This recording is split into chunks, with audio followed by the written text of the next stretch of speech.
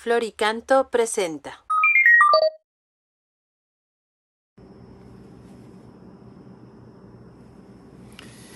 Hola, ¿qué tal amigos y amigas que nos escuchan a través de redes sociales? Soy el Padre Javier Hernández Regosa, párroco de Nuestra Señora del Carmen en la colonia Urdiales, en Monterrey, Nuevo León, México, y el día de hoy, 4 de agosto, vamos a meditar la palabra del Señor y una breve reflexión acerca de ella. El día de hoy tenemos la lectura tomada del libro del profeta Jeremías, que dice lo siguiente: Estas palabras le fueron dirigidas a Jeremías de parte del Señor. Esto dice el Señor Dios de Israel: escribe en un libro todas las palabras que te he dicho. Esto dice el Señor: tu quebranto es irremediable e incurables tus heridas. Estás desahuciado. Hay heridas que tienen curación, pero las tuyas no tienen remedio. Todos tus amantes se han olvidado de y ya no preguntan por ti. Como si fuera tu enemigo te herí y te impuse un cruel castigo por tu gran culpa, por tus enormes pecados. ¿Por qué te quejas de tus heridas? Tu dolor es irremediable. Por tu culpa, por tus enormes pecados te he tratado así. Esto dice el Señor: yo cambiaré la suerte del pueblo de Israel, lo haré volver a su patria, me apiadaré de sus casas, la ciudad será reedificada sobre sus propias ruinas y el templo será reconstruido tal como era. Se escucharán himnos de alabanza y los cantos de un pueblo que se alegra.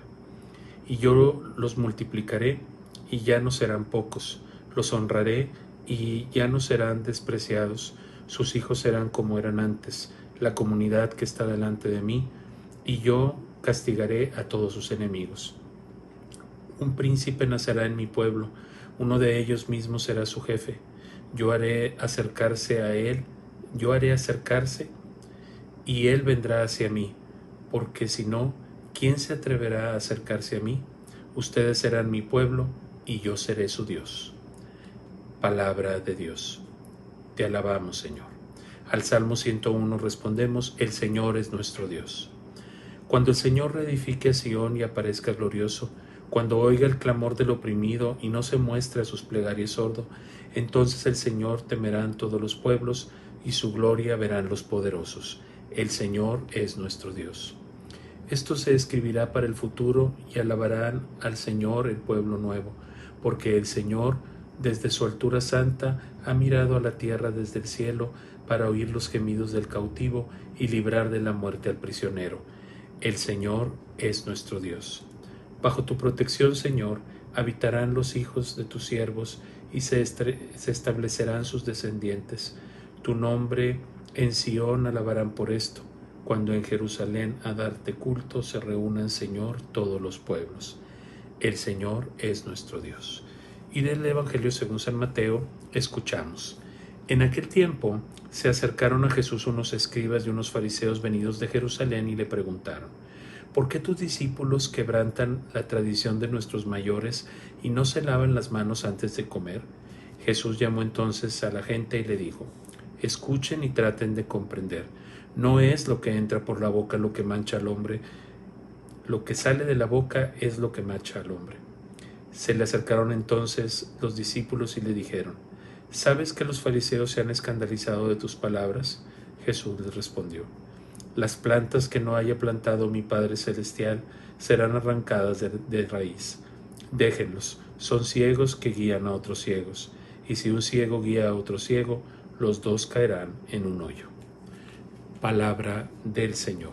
Gloria a ti, Señor Jesús. Muy bien, pues el día de hoy tenemos también estas lecturas muy interesantes, tanto del profeta Jeremías como el Evangelio de San Mateo, y pues lo que me llama primero la atención de la primera lectura es cómo termina esa lectura, con una frase de esperanza y de que el pueblo tome conciencia de que realmente Dios los ama mucho, cómo a través de la historia el pueblo se aleja de Dios, se obstina en andar en malos pasos y Dios vuelve a hacer una alianza y vuelve a hacer una alianza y los vuelve a traer a su presencia, y termina el texto diciendo esta frase: ustedes serán mi pueblo y yo seré su Dios. Entonces, eso que no se nos olvide, el Señor siempre es fiel a sus promesas y el Señor siempre va a estar ahí. Nosotros somos el pueblo elegido del Señor, la iglesia de Cristo es esta nueva alianza que el Señor ha hecho de una vez y para siempre con el pueblo escogido de Dios, que es ahora la iglesia.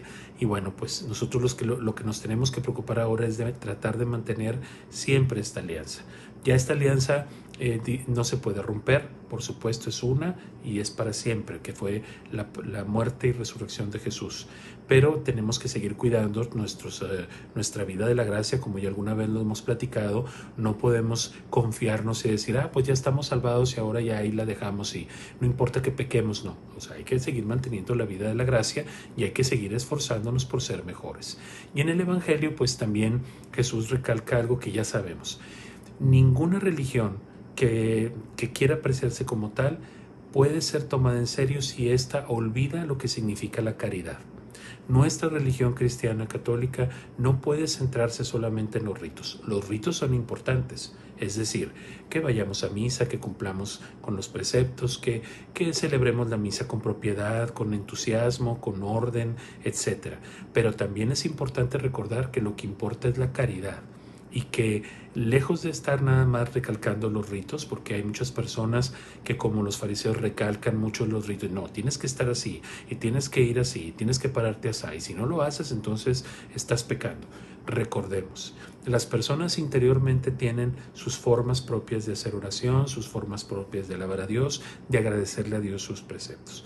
Nosotros tenemos que vivir la religión y vivir nuestra forma de cómo acercarnos a Dios, pues respetando lo que ya sabemos que hay que respetar, pero no que esas cosas se conviertan en obstáculos para que otros alaben a Dios, o que ciertas cosas que tenemos en nuestra iglesia hagan que se aparten los demás del amor de Cristo. No, eso no lo podemos hacer, porque entonces estaremos cayendo en lo mismo que cayeron los fariseos, en alejar a la gente con nuestros ritos y con nuestras acciones y no verdaderamente conducirlas a un culto que alabe a Dios. Entonces tenemos que revisar mucho eso y tratar de no centrarnos en las acciones que hacen los demás, sino en mirarlos siempre con ojos de amor y de misericordia.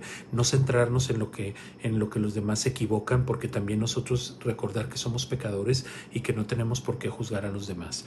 Algo que tenían los fariseos, que se fijaban mucho en el comportamiento de los demás, pero no se fijaban en su comportamiento. Y eso es lo que a Jesús le preocupa, que nosotros nos volvamos sobre sí mismos y olvidemos a los demás. Pidámosle al Señor que nos ayude a mantenernos siempre equilibrados en nuestra fe, a dar un culto verdadero a Dios y a centrarnos en la vivencia de la caridad más que en las formas o en las cosas que vivimos, que si ciertamente son importantes y son valiosas, recuerden, nunca estarán o deberán estar por encima de la misericordia y del amor.